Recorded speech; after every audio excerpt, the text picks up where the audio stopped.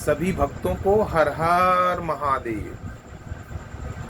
मैं अध्यात्म गुरु महामंडलेश्वर स्वामी कृष्णानंद इस पावन पुनीत श्रावण मास में सभी शिव भक्तों को बहुत बहुत शुभकामनाएं देता हूं और सभी से ये आशा करता हूं कि सभी लोग इस समय भगवान शिव की भक्ति में डूबे हुए होंगे, क्योंकि भगवान शिव ऐसे देवता हैं, महादेव हैं, देवाधिदेव महादेव हैं, अकारण करुणा वरुणालय हैं, आशुतोष हैं, कि जो बहुत शीघ्र ही प्रसन्न हो जाते हैं।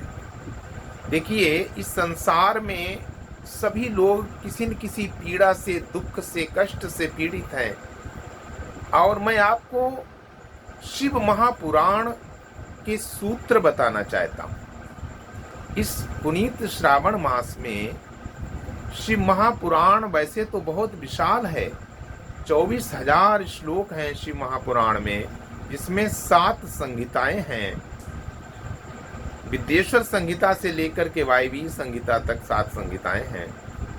पहले तो भगवान शंकर ने जिस समय शिव महापुराण की रचना की थी, उस समय तो 1 करोड़ श्लोक थे, लेकिन व्यास जी ने संक्षेप करके 24,000 श्लोक रखे।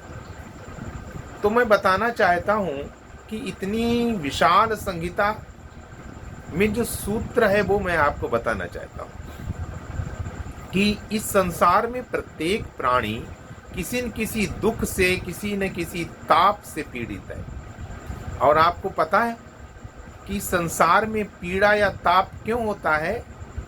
ये पाप के कारण होता है। इसीलिए कहा गया है कि तापत्रय विनाशाय श्री शिवाय वयम नुमः। तीनों तापों से मुक्त होने के लिए, 3 ताप कौन से होते हैं? दैहिक, दैविक, भौतिक भी कहते हैं, लेकिन इसका और गूढ़ अर्थ अगर हम करें तो मनसा वाचा कर्मणा, ये 3 प्रकार के हम पाप करते हैं। मन से किसी के लिए बुरा सोचते हैं तो वो मानसिक पाप हो जाता है। वाणी से हम किसी के लिए बुरा बोलते हैं तो वो वाणी का पाप हो जाता है। और कर्मों से, हाथों पैरों से अगर हम कोई कर्म करते हैं, पाप कर्म, तो वो जो है कर्म का पाप हो जाता है। 3 प्रकार के पाप होते हैं, इसीलिए 3 प्रकार के ताप मिलते हैं। लेकिन ये तीनों प्रकार के तापत्रय कैसे दूर हो सकते हैं, उसका मैं आपको साधन बताता हूं। इस समय श्रावण मास चल रहा है।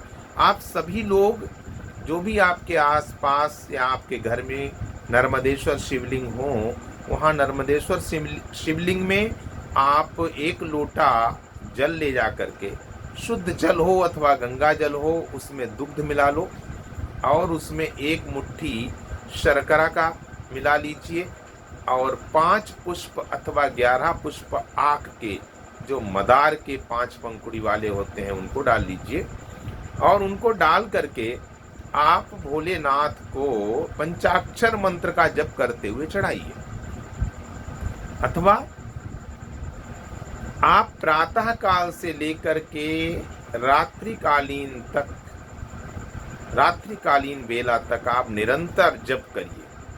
और वो जप कौन सा? श्री शिवाय नमस्तुभ्यम, इस मंत्र का जप करिए। ये मंत्र कहाँ से आया है? इस शिव महापुराण की विद्येश्वर संहिता से आया है।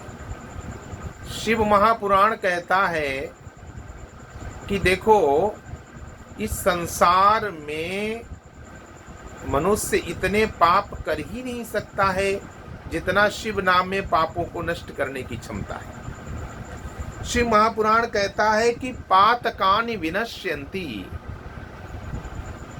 जितने भी पातक हैं, पातक शब्द कहाँ है? पातक का मतलब महापाप हो जाता है। कि पातकानि विनश्यन्ति यावन्ति शिव नामतः भुवि तावन्ति पापानि क्रियन्ते नरैर्मुने। बोले, शिव नाम में पापों को नष्ट करने की जितनी क्षमता है, इस पृथ्वी पर उतने पाप मनुष्य कर ही नहीं सकता है। तो हम नाम क्या जपें? कौन सा मंत्र जपें? तो शिव महापुराण कहता है कि श्री शिवाय नमस्तुभ्यम जपिए। श्री शिवाय नमस्तुभ्यम आप दिन रात चलते फिरते, इससे आपके सारे पाप नष्ट हो जाएंगे। प्रमाण क्या है? मैं प्रमाण आपको सूत्रबद्ध बताता हूं शिव महापुराण का।